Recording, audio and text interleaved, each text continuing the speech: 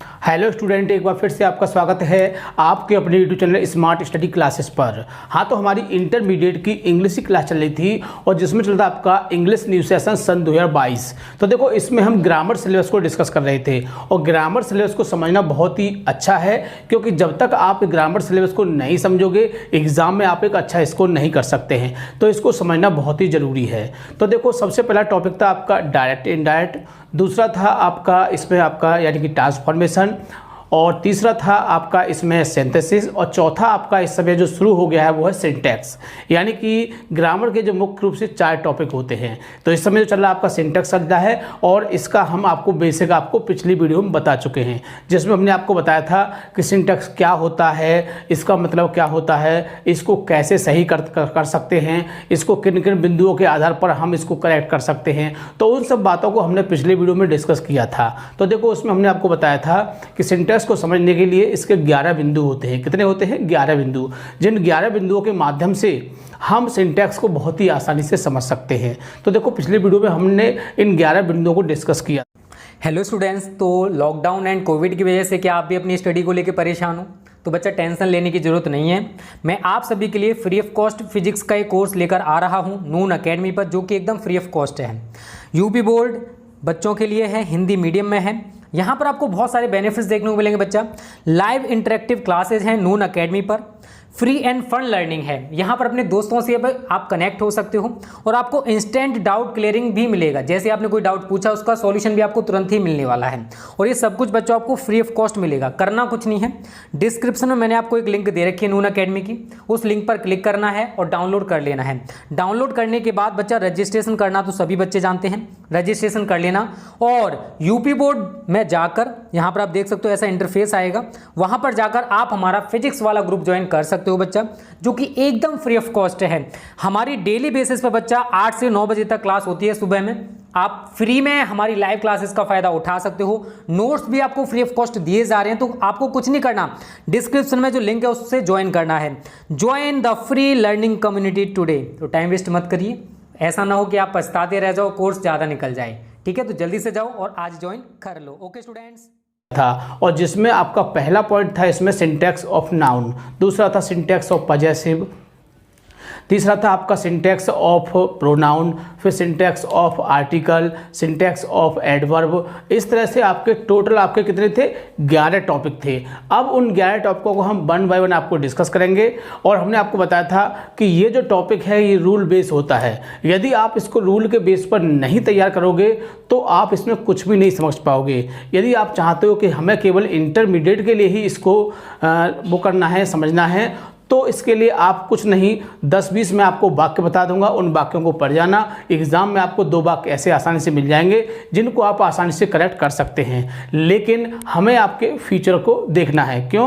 कि जो आपके फ्यूचर में जितने भी कंपटीशन होते हैं उन सब में सिंटैक्स और वोकैबुलरी का यूज़ होता है। तो सिंटैक्स का एक बहुत अच्छा रोल होता है। इसीलिए आपको ये 2 नंबर ना समझ के इसको जीवन को बनाने के लिए, जीवन के लाभ के लिए इसको आपको तैयार करना है, ताकि आप इसको अच्छी तरह से कर सकें। तो आज की वीडियो में हम डिस्कस करेंगे आपका सिंटैक्स का जो पहला टॉपिक है सिंटैक्स ऑफ नाउन।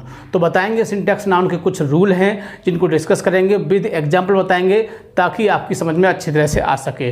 अच्छा, इसमें हम आपके केवल 6 रूल को डिस्कस करेंगे, यानी कि आज की वीडियो में हम केवल 6 रूल को ही डिस्कस करेंगे।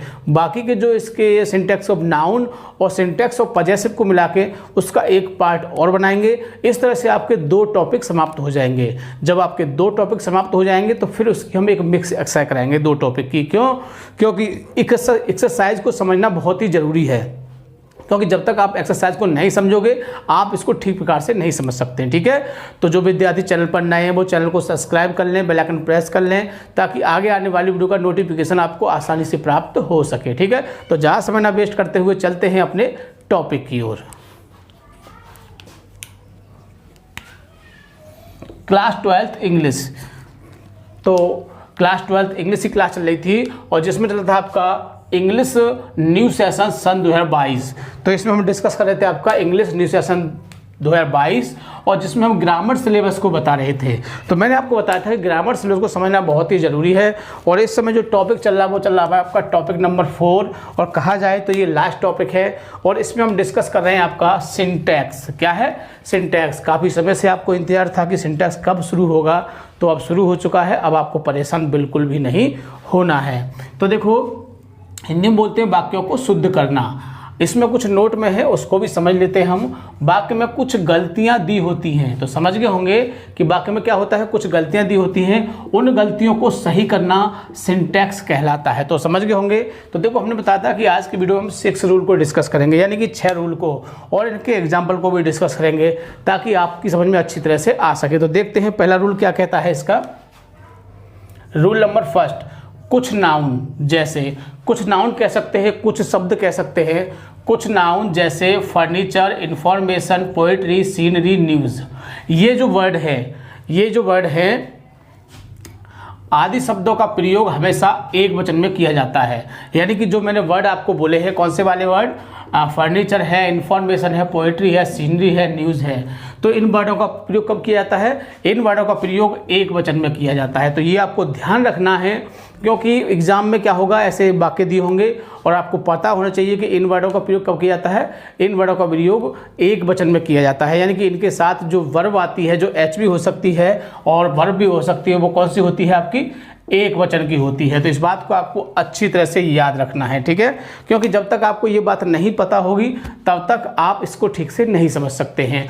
तो मैंने आपको इन रूलों को बनाया है। बुक्स में कोई ऐसा रूल नहीं है, कोई ऐसा नियम नहीं है, ताकि हम इसको लिख के आपको बता सकें। ये रूल हम स्वयं बनाते हैं ताकि आप इनको अच्छी तरह से समझ सकें।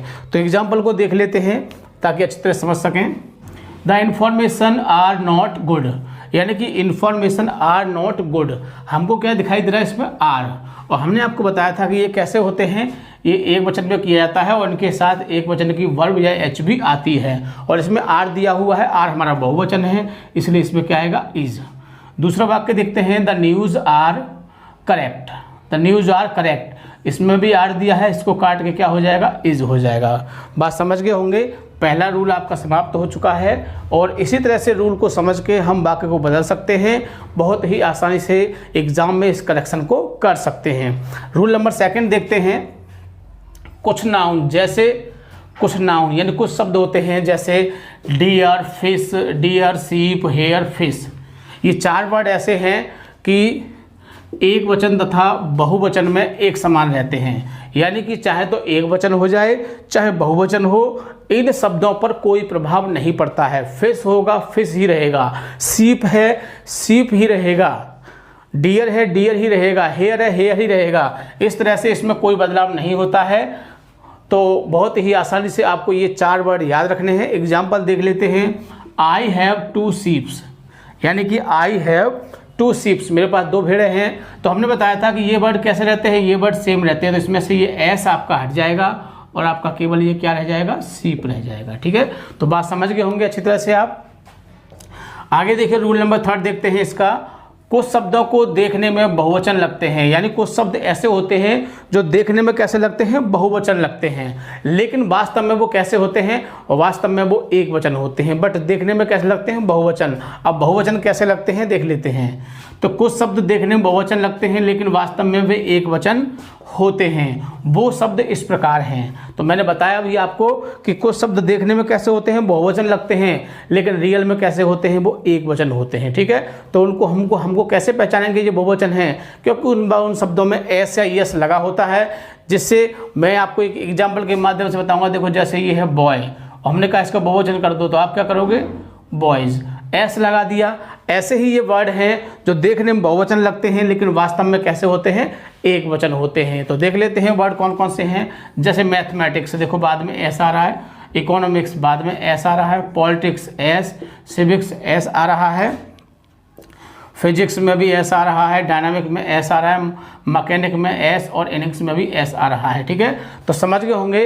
अब देखने में कैसे लग रहा है, ये बहुवचन, लेकिन मैंने आपको बताया वास्तव में कैसे होते हैं, ये एक वचन होते हैं। तो एग्जाम्पल देख लेते हैं इसका।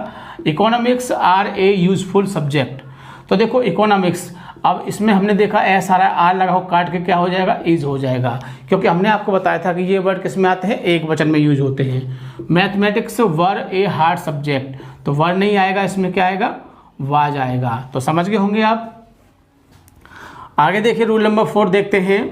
कुछ शब्दों का प्रयोग एक वचन में किया जाता है यदि उनसे पहले कोई अंक दिया हो तो।